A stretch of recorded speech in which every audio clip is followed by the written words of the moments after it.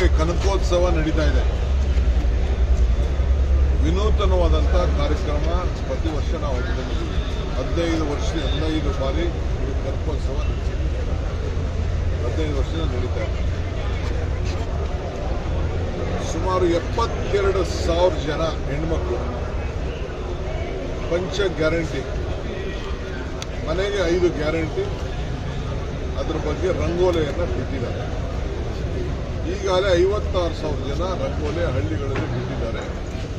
ಇನ್ನು 17,000 ಅರ್ಜಿ ಟೌನ್ಗಳಲ್ಲಿ ಬಿಡಲಿಕ್ಕೆ ಅವಕಾಶ ಮಾಡಿಕೊಟ್ಟಿದ್ದೀವಿ. 28ನೇ ತಾರೀಕು ಟೌನಲ್ಲಿ ಬಿಡ್ತಾ ಇದ್ದಾರೆ. ಮತ್ತು ಯಾವ ರೀತಿ ಈ ಗ್ಯಾರಂಟಿಯನ್ನು ಉಪಯೋಗ ಮಾಡಿಕೊಟ್ಟಿದ್ದಾರೆ ಅಂತೇಳಿ ಜನರಿಗೆ ಜಾಗೃತಿಯನ್ನು ಅವರಿಗೆ ಮತ್ತೆ ನೆನಪು ಮಾಡಬೇಕು. ನಾನು ನಮ್ಮ ಎಲ್ಲ ತಾಲೂಕು ಮಟ್ಟದ ಗ್ಯಾರಂಟಿ ಸಮಿತಿಯ ಅಧ್ಯಕ್ಷರುಗಳಿಗೆ, ಆ ಕಮಿಟಿ ಸದಸ್ಯರಿಗೆ, ಜಿಲ್ಲಾ ಮಟ್ಟದ ಅಧ್ಯಕ್ಷರುಗಳಿಗೆ ನಾನು ಈ ಕನಕೋತ್ಸವ ಸಮಾರಂಭಕ್ಕೆ ಆಹ್ವಾನ ಮಾಡ್ತಾ ಇದ್ದೀನಿ. ಕನಕಪುರಕ್ಕೆ ನೀವೇ ನಿಮ್ಮ ವಾಹನ ಮಾಡಿಕೊಂಡು ನೀವೇ ಬರಬೇಕು. ಊಟ ಸಿಕ್ಕದೋ ಇಲ್ಲೋ ನೀವು ಬಂದು ಯಾವ ರೀತಿ ಈ ಕಾರ್ಯಕ್ರಮ ಅಲ್ಲಿ ಮಾಡಿದ್ದೀವಿ ಇದನ್ನು ನೀವು ನೋಡಬೇಕು. ಜನರ ಯಾವ ರೀತಿ ಉತ್ಸಾಹ ಇದೆ, ಏನು ಅವ್ರ ಭಾವನೆಯನ್ನು ರಂಗೋಲಿ ಮನೆ ಮುಂದೆ ರಂಗೋಲಿ ಬಿಡೋ ಮುಖಾಂತರ ವ್ಯಕ್ತಪಡಿಸಿದ್ದಾರೆ. ಇದು ನನ್ನ ಕರಡು ಅಷ್ಟು ನನಗೆ ಮನಸ್ಸಿಗೆ ನಿನ್ನೆ ಎಲ್ಲ ನಾನೇ ಖುದ್ದಾಗಿ ನಾನು ರಸ್ತೆಗಳಲ್ಲಿ ನಡೆದೆ.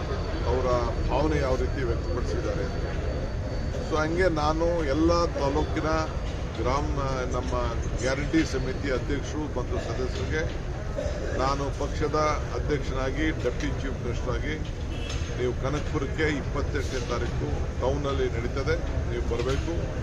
ಅದಲ್ಲದೆ 31ನೇ ತಾರೀಕುವರೆಗೂ ಕೂಡ ಕನಕೋತ್ಸವ ಕಾರ್ಯಕ್ರಮ ವಿಭಿನ್ನವಾಗಿ ಗ್ರಾಮೀಣ ಪ್ರದೇಶದ ಯುವಕರಿಗೆ ಅವರ ಕ್ರೀಡೆಯಲ್ಲಿ, ಸಾಂಸ್ಕೃತಿಕವಾಗಿ, ಎಲ್ಲ ಶೈಕ್ಷಣಿಕವಾಗಿ ಪ್ರೋತ್ಸಾಹ ಕೊಡೋಕ್ಕೆ ನಾವು ಯಾವ ರೀತಿ ಕನಕಪುರದಲ್ಲಿ ಒಂದು ವಿಶೇಷವಾದಂಥ ಕಾರ್ಯಕ್ರಮ ಕನಕೋತ್ಸವ ಅಂತೇಳಿ ಅಂದ್ಕೊಂಡಿದ್ದೇನೆ.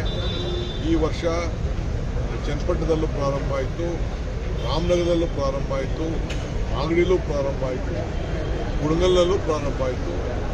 ಭಾಳ ವಿಜೃಂಭಣೆಯಿಂದ ನಡೀತು. ದಯವಿಟ್ಟು ನನ್ನ ನಾಯಕರುಗಳಿಗೆ ಗ್ರಾಮೀಣ ಪ್ರದೇಶದ ಎಲ್ಲ ನಮ್ಮ ಪ್ರತಿನಿಧಿಗಳು ಬಂದು ನೋಡಬೇಕು, ಇದನ್ನು ಹಳ್ಳಿಗೆ ತೆಗೆದುಕೊಂಡು ಹೋಗಬೇಕು. ಮುಂದೊಂದು ದಿನದಲ್ಲಿ ಇದಕ್ಕೊಂದು ಹೊಸ ರೂಪವನ್ನು ನಾವು ಕೊಡ್ತಾ ಇದ್ದೀವಿ. ಒಂದು ಹೊಸ ಯೋಜನೆಯನ್ನು ಮಾಡಲಿಕ್ಕೆ ಈಗಾಗಲೇ ನಾವು ರೂಪ ಮಾಡ್ತಾ ಇದ್ದೀವಿ. ನೀವೆಲ್ಲ ಬಂದು ನೋಡಬೇಕು. ಮುಂದೆ ಇದನ್ನು ನಿಮ್ಮ ತಾಲೂಕಲ್ಲೂ ಕೂಡ ನೀವು ಅಳವಡಿಸಬೇಕಾದಂಥ ಕೆಲಸ. ಅದಕ್ಕೋಸ್ಕರ ಫಸ್ಟು ನೀವು ಬಂದು ಕಣ್ಣಲ್ಲೇ ನೋಡಿ